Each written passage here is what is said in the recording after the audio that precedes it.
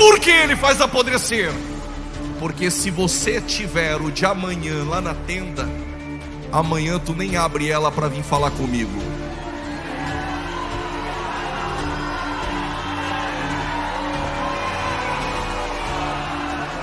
Se alguém não entendeu, eu explico. É porque tem gente que, se sobrar, não me busca.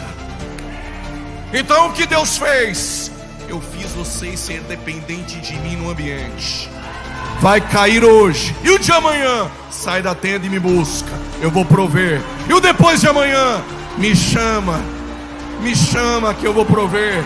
E o depois de amanhã? Me busca, eu sustento a tua vida nos querites e nos desertos. Os cumprimentos com a paz do Senhor. Primeiro livro dos Reis, seu capítulo de número 17. Primeiro livro dos Reis, seu capítulo de número 17. Enquanto você procura, eu quero agradecer a Deus pela sua bondade e permitir que eu pudesse contribuir nessa escola bíblica de tamanha relevância, pela confiança prestada do nosso pastor presidente Zé Carlos de Lima, a toda a diretoria dessa igreja, a todos os pastores aqui presentes. Que Deus os abençoe. Trago saudações do meu pastor presidente, pastor Paulo Freire, e de toda a nossa igreja em Campinas. Deus, ele tem uma palavra ao nosso coração. Aproveitando que é uma escola, iremos tratar sobre 3 fases do ministério de Elias. Mas não só de Elias. Todo obreiro, todo ministro, todo membro, ele irá passar por essas 3 fases. Se você está na primeira, por certo que terá a segunda e a terceira. Se você ainda não entrou na primeira, isso faz-se necessário, porque é um princípio estabelecido pelo próprio Deus. Primeiro livro dos Reis, capítulo 17, versículo de número 2. Depois veio a palavra do Senhor, dizendo, versos 3: vai-te daqui, vira-te para o oriente e esconda-te. Diga bem forte: esconda-te. Versículo de número 8, também veio a palavra do Senhor, mas o versículo de número 9 diz: e levanta-te. Diga bem forte: e levanta-te. Mas no capítulo 18, no versos 1, veio a palavra do Senhor, dizendo: se apresenta. Diga bem forte: se apresenta. Olhem para cá, por gentileza. Primeiro Deus te esconde, depois Deus te levanta, e depois Deus te apresenta. Ninguém levanta se Deus não te esconder. Ninguém se apresenta sem Deus levantar. Eu não quero pregar sobre Atos, irei falar sobre Elias. Mas quando Jesus ele fica por um período de 40 dias com os discípulos, após a ressurreição, antes de subir a súbita aos céus, ele deixara uma promessa embasada em uma ordem: ficai em Jerusalém, até que do alto possais receber. Depois diz que sairão e serão testemunhas. O mesmo princípio é estabelecido aqui. Ninguém pode receber do alto se não aprender a ficar, mas ninguém pode sair se do alto não receber.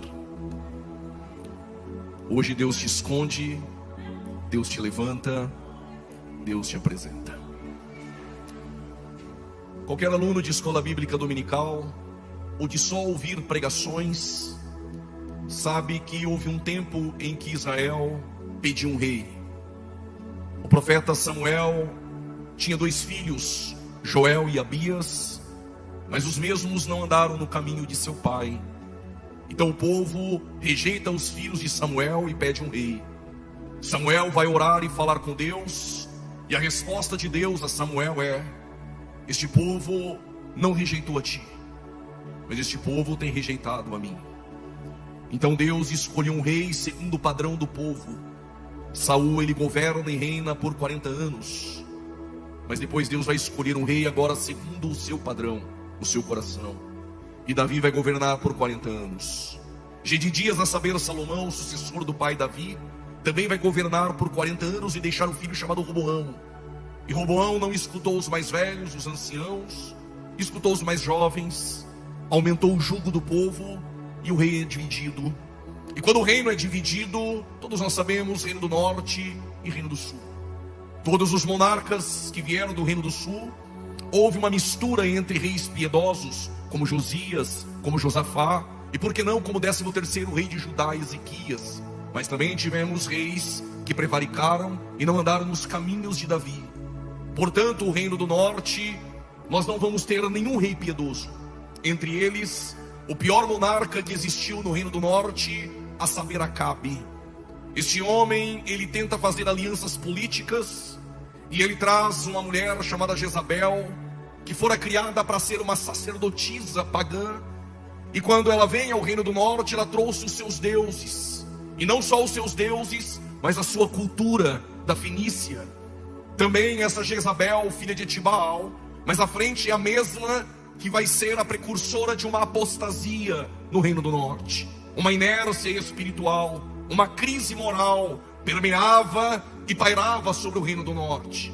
Em meio à apostasia, em meio à idolatria, em meio à inércia espiritual, à apatia espiritual, em meio ao culto a Baal e aos falsos profetas, alguns que tentaram miscigenar o culto este que já era uma miscelânea por conta de Jeroboão. Ele não queria que o povo fosse até o templo em Jerusalém. Então ele estabeleceu entre Dan e Berseba 2 bezerros, dizendo: Deus, ele está aqui. Só que os levitas que Jeroboão levantara e sacerdotes não tinham sangue levítico. Ele nomeou sacerdotes que não eram da prole ou da descendência de Levi, ou seja, ele nomeou sacerdotes piratas. E duro é quando a obra de Deus não tem obreiros fiéis, que tem sangue de homens fiéis, mas são obreiros piratas e fraudulentos. Mas em meio à crise espiritual, em meio aos falsos, em meio à apostasia, Deus sempre levantará um profeta verdadeiro. Eu vou repetir, alguém entendeu? Em meio aos falsos, em meio à apostasia, Deus sempre levantará um profeta verdadeiro.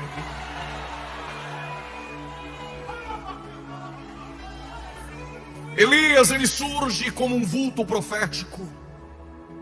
Comentaristas denominam como leão dos profetas. Elias, o tisbita, dentre os moradores de Gileade.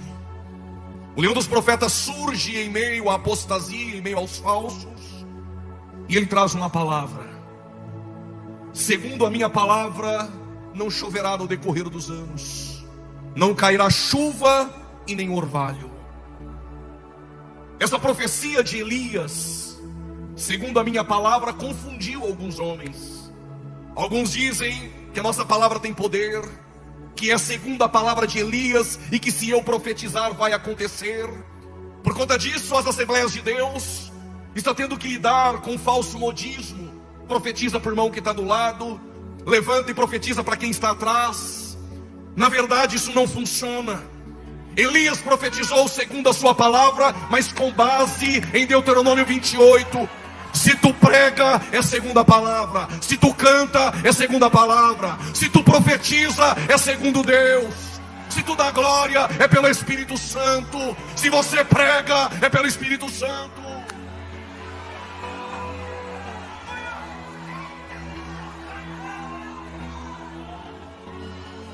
Cutuca 2 ou 3, profetiza para 4, 5, é coisa de menino. Crentes com maturidade na fé, tudo o que faz segundo esta palavra. Elias trazia uma resposta, não só a Acabe, ou aos idólatras, ou aos falsos profetas. Cria-se que havia uma divindade por nome Baal, e que essa divindade era responsável pela prosperidade agrícola em Israel. Que era Baal que trazia sol, que era Baal que trazia chuva. E quando Elias diz que não vai chover no decorrer dos anos, Elias está dizendo a todo Israel, a Acabe, a Jezabel e aos falsos: não vai chover para mostrar para Baal quem é o verdadeiro Deus que manda. Alguém entendeu e levantou a mão para dar glória? Eu vou repetir. Elias está mostrando para Israel quem é o Deus verdadeiro que manda. Esse Deus está aqui essa noite, no controle do universo, no controle da tua vida.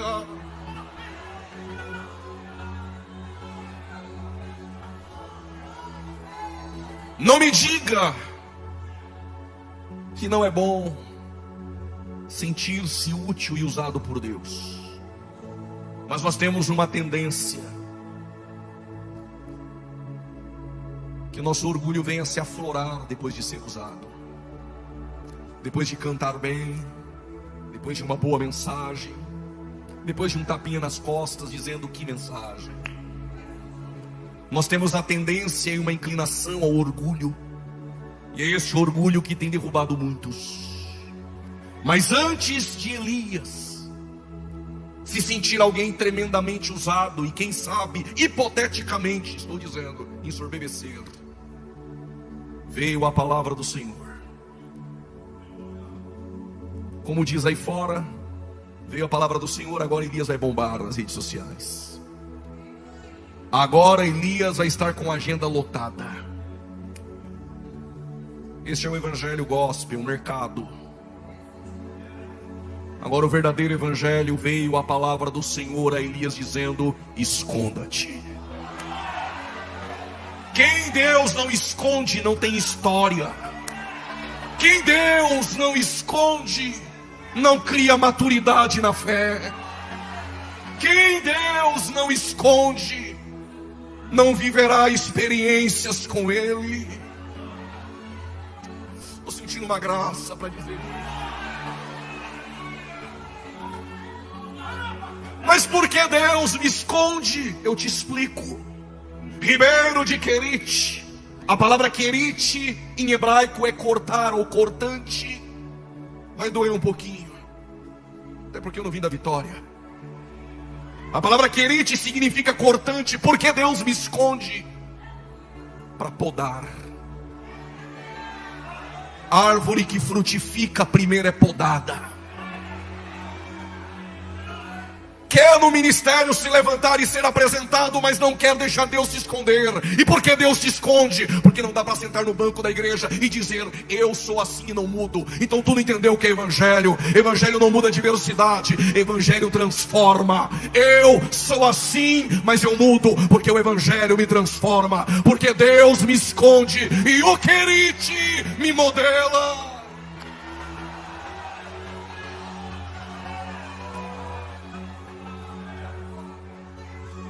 Abra um parênteses e já vou avisar. Não tenho medo nenhum de obreiro com a cara feia depois de ouvir isso. Vou continuar pregando a verdade. Se sentou no banco, é obreiro e disse: sou assim e não mudo, está no lugar errado. Deus te modela, Deus te poda para ser segundo o seu padrão. É uma geração agora que eu sou assim e não mudo. Se quiser é do meu jeito. A igreja tem dono. É o Espírito Santo que move e quer ser usado. Deixa Ele te esconder, deixa Ele te modelar, deixa Ele te podar, para você frutificar para a glória do teu nome.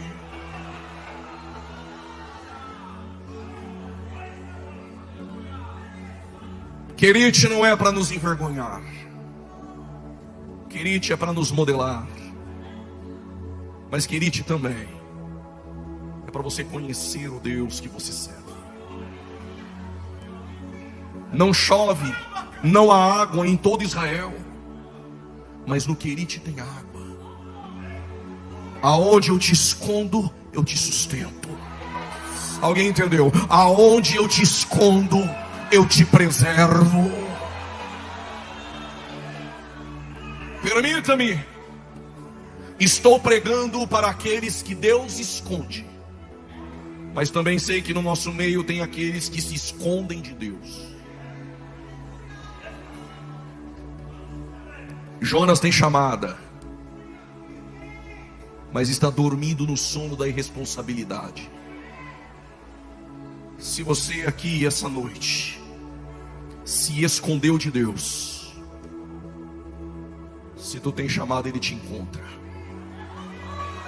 Por causa desse glória a Deus, eu vou repetir.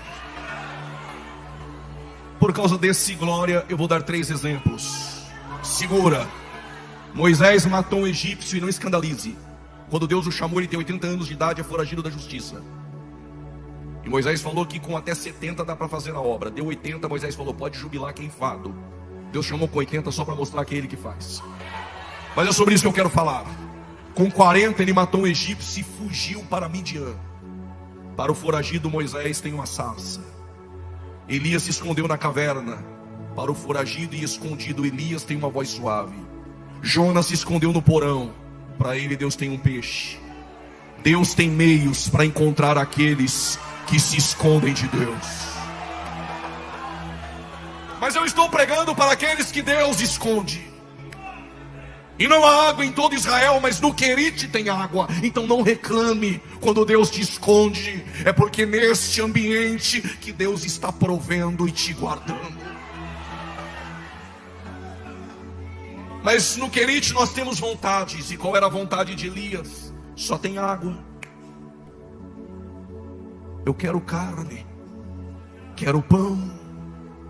Mas tem um detalhe: não fique esperando a provisão vir de baixo.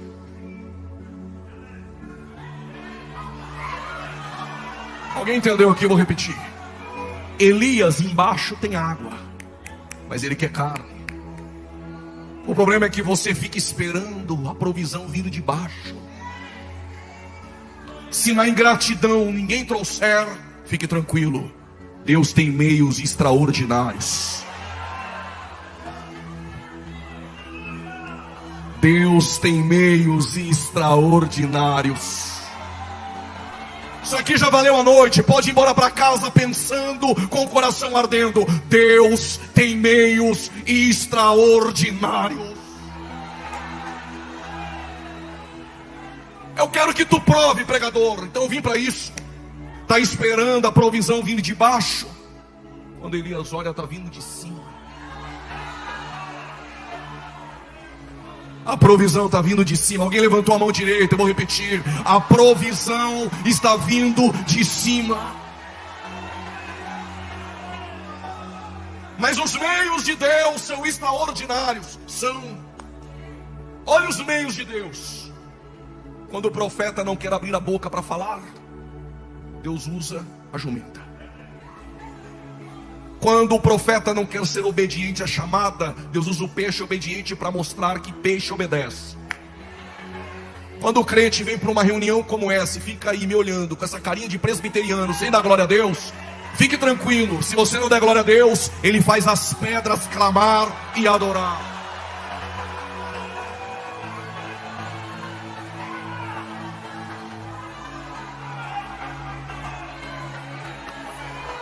E se ninguém trazer para você o sustento no teu Querite, se Deus te escondeu, Ele envia corvos para te sustentar, porque os meios de Deus são extraordinários.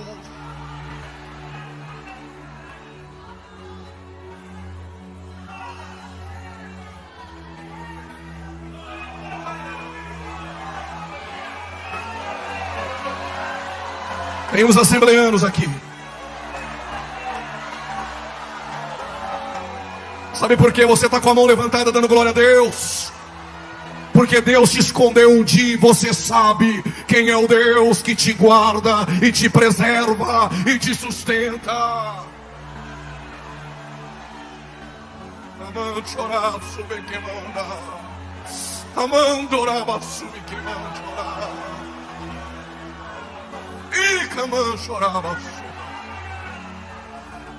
Preciso caminhar.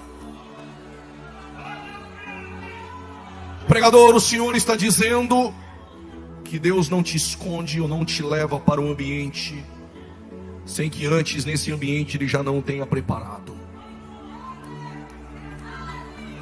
Quando Deus tirou os hebreus do Egito, alguns ainda gostavam de pepino e cebola. Mas alguns estavam olhando, pensando: vamos comer o quê? Quando abriu a tenda, tem maná. Permita-me, eu vou confessar aqui o meu pecado. Se fosse eu no deserto, quando o maná caía, eu pegaria uns 10 manás e levaria lá para dentro da minha tenda. E por quê? Eu não sei se amanhã vai cair. Como Deus conhece a minha fraqueza e o coração do hebreu, Deus disse: se guardar o de amanhã na tenda, eu faço apodrecer. Por causa desse meu Deus, eu explico por quê. Por que ele faz apodrecer? Porque se você tiver o de amanhã lá na tenda, amanhã tu nem abre ela para vir falar comigo.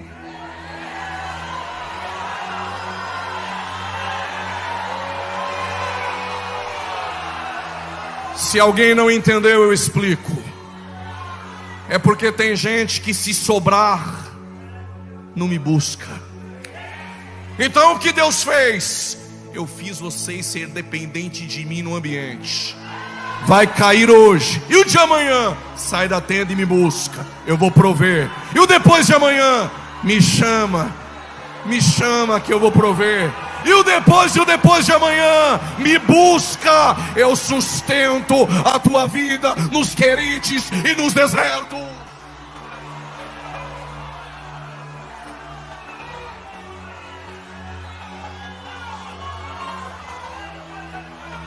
Deus está provendo. E Jesus gostou da ideia e disse: vou ensinar vocês a orar agora. O pão nosso de amanhã, de cada dia. O de hoje, vou prover. E o de amanhã, me busca, vou prover. Estou ensinando a você a ser dependente de mim. Vamos sair do querite. Elias tem uma preocupação. Todos os dias ele acorda e as águas estão baixando. Isso aqui não é revelação não. Mas pessoas entraram por aquela porta. Sabe que todos os dias as águas do querite estão baixando. Qual a tua preocupação? Vai secar e eu vou morrer. Mas se Deus te escondeu, segura o glória. Se Deus te escondeu, antes que as águas se sequem, Deus tem uma palavra. Eu vou repetir: antes que as águas sequem, Deus tem uma palavra. Eu não sei a preocupação, mas todos os dias parece que está secando e você sabe o que é. Mas antes que sequem, Deus tem uma palavra. E veio a palavra do Senhor a Elias dizendo: levanta-te. Aleluia.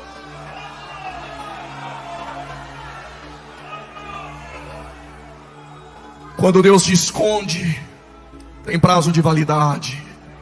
Logo vem a palavra dizendo: levanta-te. Aguarda no teu querite. Deus não te perdeu de vista. Uma hora dessas vem a palavra dele dizendo: levanta-te. Como é escola, eu vou dizer: não precisa bajular Jessé. Não precisa nem querer tirar foto com Samuel. Não precisa forçar a porta, puxar tapete para estar na mesa do Jessé. Então onde eu fico? Aonde Deus te escondeu? No pasto.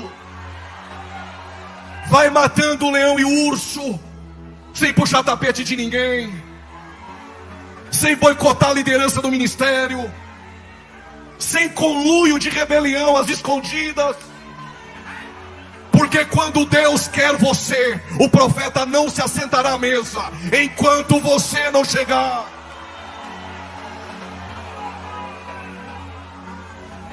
Quer se apresentar, mas nunca deixou Deus te esconder? Deixa Deus te esconder, rapaz.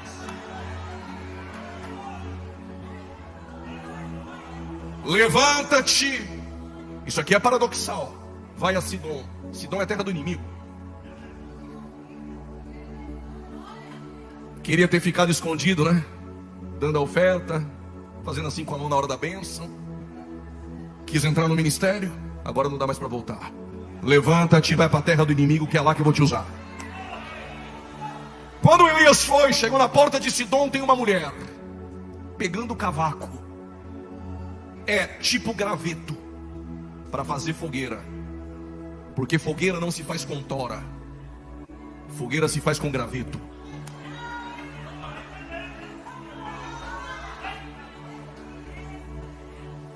Quando Deus quebrou o navio que Paulo estava, vocês estão prontos para ouvir isso? Eu vou dizer: deixa Deus quebrar o navio. Crianças na fé não vão entender isso. Deixa Deus quebrar o navio. Paulo está indo para Roma. Se o navio não quebra, Paulo não tinha entrado em Malta. Quem é missionário sabe a importância do evangelho em Malta, uma ilha. Se o navio não quebra, talvez tu não estaria aqui. O navio quebrou, Paulo com os prisioneiros desceram nadando, entraram em Malta. Malta é muito frio, não parece culto assembleano não, eu vou respeitar, mas um frio em Malta. Sabe aquele culto frio? Aquele crente que fica no culto olhando, colocando pressão em você, não dá glória de jeito nenhum. Mas quanto mais a pressão vem, mais a unção que Deus te usa.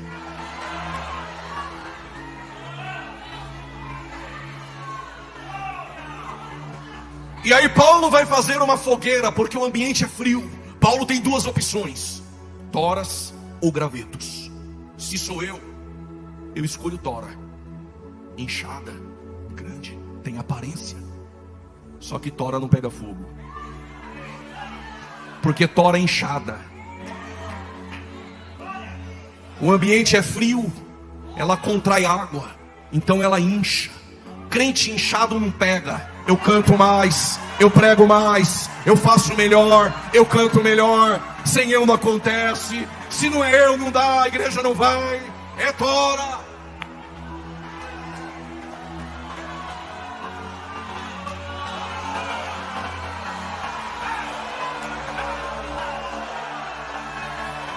Eu conheço o graveto pela cara.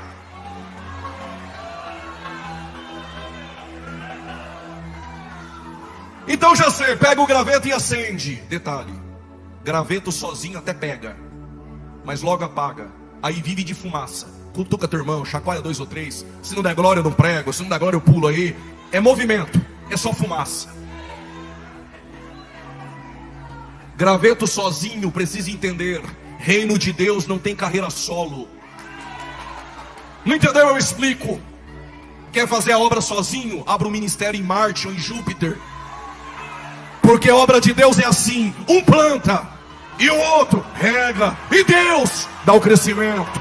Dá o crescimento. Tu planta, outro rega, e é Deus quem dá o crescimento.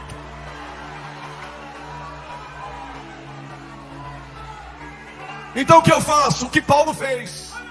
Pegou um graveto, pegou outro graveto. Já achei um graveto aqui, pegou outro graveto. Já apareceu um graveto, ele vai acender. Lá na galeria já tem graveto. Quando pega graveto com graveto, na unidade, na comunhão, vai pegar, vai acender, vai acender, vai acender, vai acender.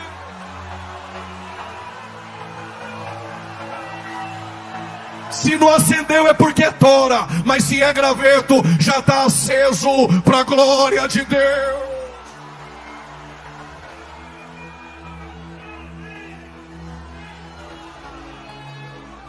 Amando oraço. Debaixo dessa glória e dessa atmosfera assembleiana, eu tenho algo a dizer. Quando acendeu o graveto, saiu uma víbora. Vocês querem saber de onde saiu? Das toras.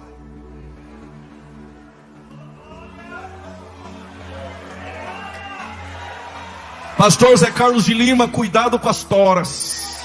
Debaixo delas tem veneno, tem víbora. Mas deixa eu dizer algo aqui para as toras. Quando a víbora pegou na mão de Paulo. Por que na mão de Paulo? É a mão que escreve cartas. Quer parar o ministério? Paulo sacudiu não morreu. Quem é graveto não morre. E Tora tem que saber, foi Deus que chamou, essa obra é dele.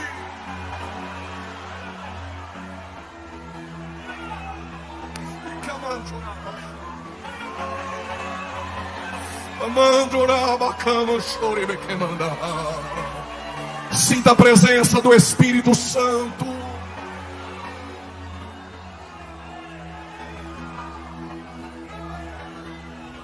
Aí Elias em Sarepta disse para a mulher: traga alguma coisa para mim comer, um bolo, um pão, um cuscuz, a carne de charque.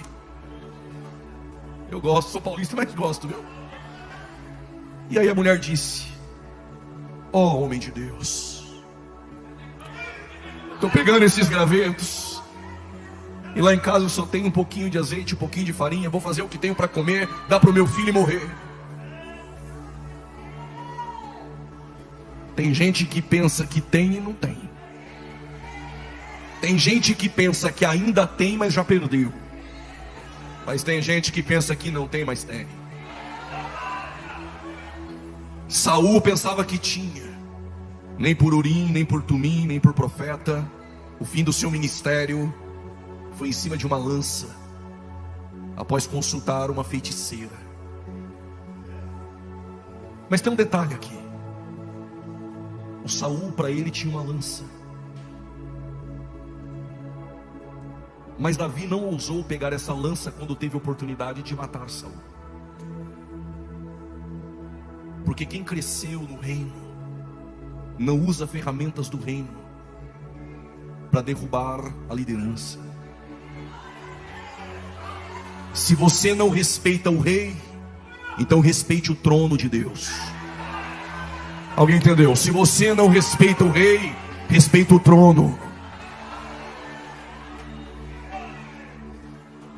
Sansão pensava que ainda tinha, como brincava com Deus. Quando pensou que tinha, já não tinha mais. Terminou como a igreja de Laodiceia em Dagon, pobre, cego e nu. Mas tem gente que pensa que não tem, e tem. Deus usa, escreve isso, Deus usa ferramentas insignificantes para executar grandes planos. Vou repetir: Deus usa ferramentas insignificantes para executar grandes planos. Não entendeu? Eu explico. Deus usa o pouco que você tem para fazer muito. Então não pensa que você não tem, quando tem. O que tu tem na mão, Moisés? Uma vara. Mas na frente tem o mar, Migdol, Piairote e Faraó. Só bate nas águas. Bater nas águas é comigo, abrir o mar é com ele. Josué, os sacerdotes têm o quê? Buzina. Olha o tamanho das muralhas. Só toca. Derrubar as muralhas é comigo. O que tu tem na mão, Sansão? Eu achei aqui uma queixada de jumenta velha. Matar 1000 homens é comigo. O que tu tem na mão, Davi? Uma funda. Só joga. Quem derruba o gigante sou eu. O que tu tem na mão, obreiro? O que tu tem na mão, pastor? O que tu tem na mão, irmã? É com este pouco, é com esta ferramenta que Deus vai fazer. Se tiver um pouquinho de farinha, um pouquinho de azeite, vai sobejar e não faltará.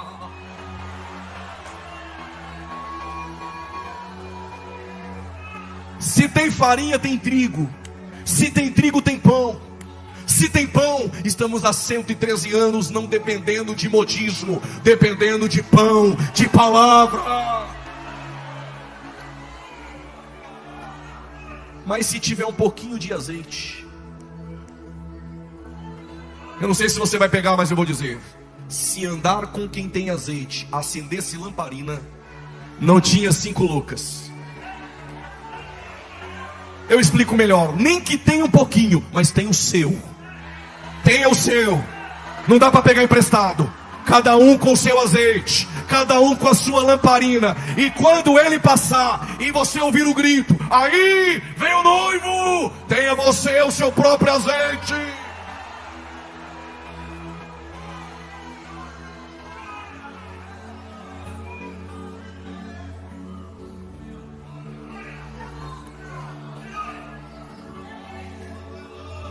Um pouquinho de azeite, um pouquinho de farinha sustentou o profeta, mas ganhou vida para o seu filho. Um copo de água para um profeta. O que Deus não pode fazer?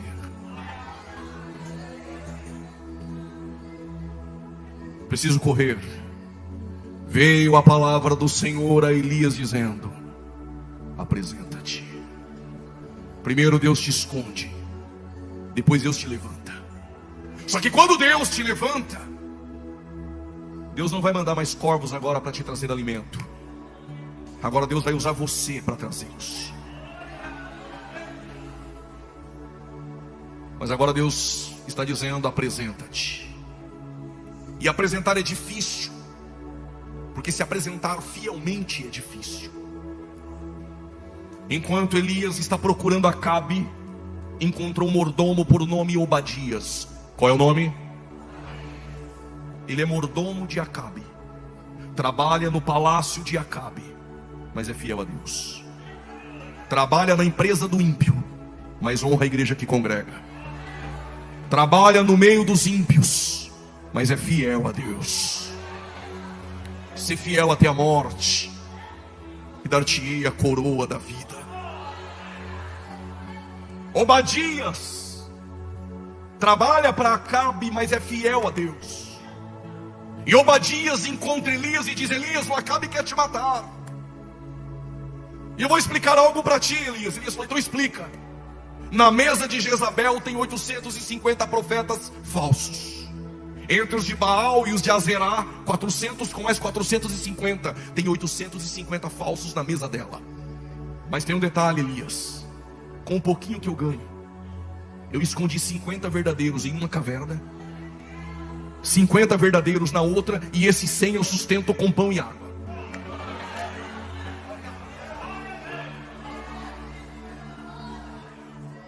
Guarde isso no seu coração, obreiro. Guarde isso no seu coração, pregador. Melhor ser fiel a Deus, sustentado com pão e água, do que comendo das iguarias da mesa de Jezabel. Eu vou repetir, alguém fiel entendeu? Melhor fazer a obra com pão e água na caverna, do que aceitando as propostas de Acabe e Jezabel na mesa dela.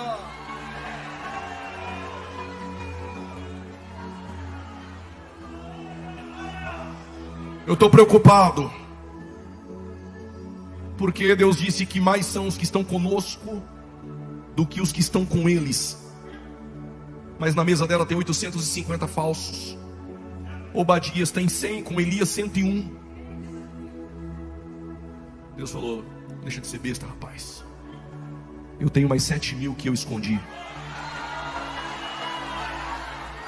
Deus tem mais 7.000 que ele escondeu. E quando ele levantar para se apresentar, segura, a obra de Deus ninguém para.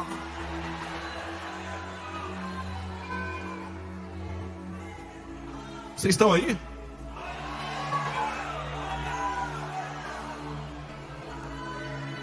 Me aguentam mais 10 minutos, digam amém. Elias sobe para o Carmelo, manda chamar os falsos. Aí eles vieram. Quando Elias chegou no Carmelo, ele encontrou um altar quebrado. Você tem duas opções diante desse altar quebrado: chorar ou se alegrar. Quando eu li a Bíblia a primeira vez, eu fiz as duas. Chorei, porque é uma geração que derruba altares. Mas me alegrei, porque uma geração de adoradores passou ali. Essa geração está passando. Esses homens de cabelos brancos, que muitos não respeitam mais, estão passando. E a nossa geração tem duas opções: ou levantar esse altar, ou andar de tenda em tenda como Ló, sem altares. Mas geração peregrina sem altar não chegará a lugar algum. seja peregrino, levante tendas, mas construa altares. Elias pegou o altar e reconstruiu com 12 pedras, mas o segredo não estava somente no altar. Lembra que não chove 3 anos e meio em Israel, com chuva 2 vezes no ano, a água já era escassa. Imagina 3 anos e meio sem chover. Elias disse aos profetas de Baal: coloque aí os animais e clamem a Baal. Clamaram, gritaram, pularam, cutuca 2 ou 3, levanta a mão, nada acontecia. Chacoalha, nada acontecia. Quando deu por volta da meio-dia, começaram a se cortar tudo. Elias dizia: talvez Baal está dormindo. Aí Elias falou: agora é minha vez. Quando Elias levantou o altar, olha o que Elias fez. Começou a fazer um buraco em volta do altar.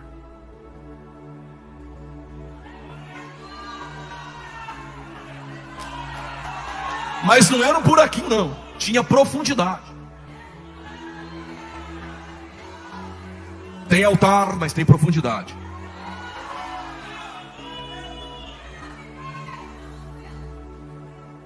Não escandalize. Elias disse: traga um cântaro de água. Não chove 3 anos e meio. Quem guardou um pouquinho de água vale mais do que ouro. Elias falou: traga um cântaro de água.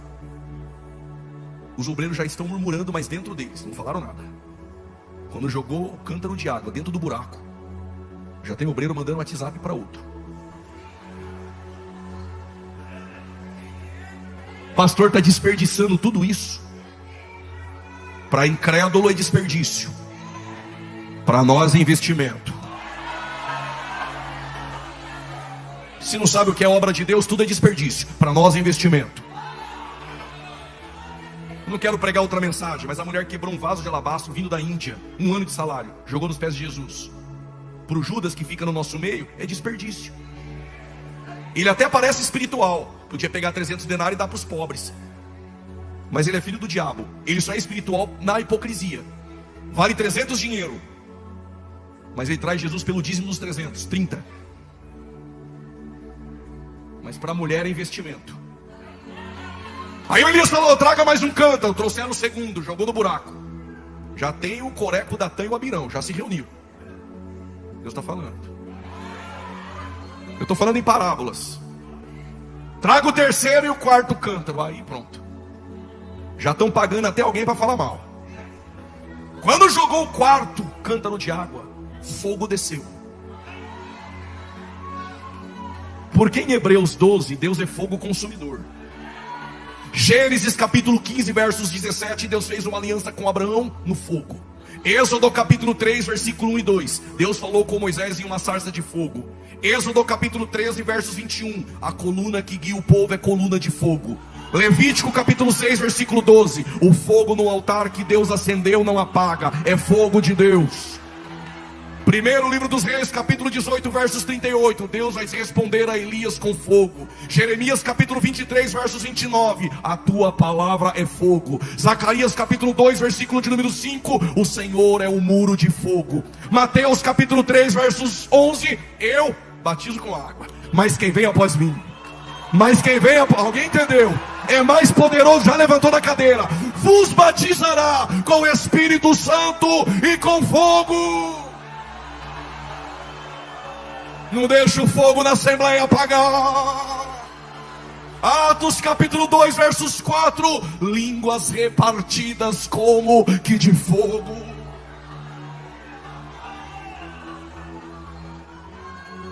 Quando Elias jogou o quarto cântaro de água, desceu fogo. Segura, fogo com água.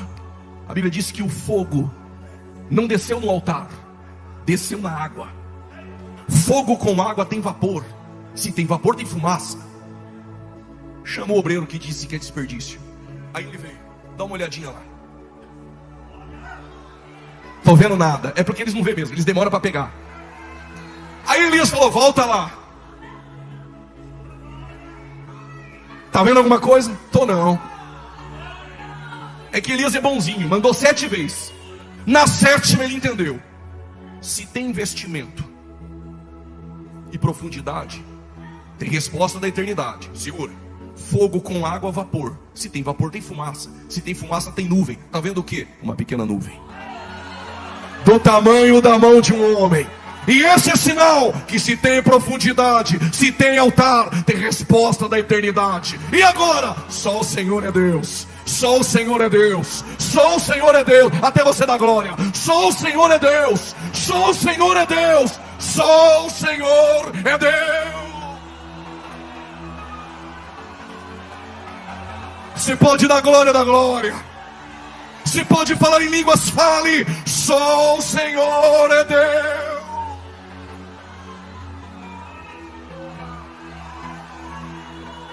Primeiro Deus te esconde, depois Deus te levanta, e depois Deus te apresenta. Se eu tiver uma outra oportunidade, eu conto a parte 2. Debaixo do zimbro, dentro da caverna, Elias e Eliseu.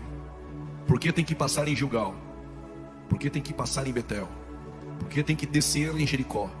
Por que tem que atravessar do Jordão do outro lado? Por que 50 acompanham de longe?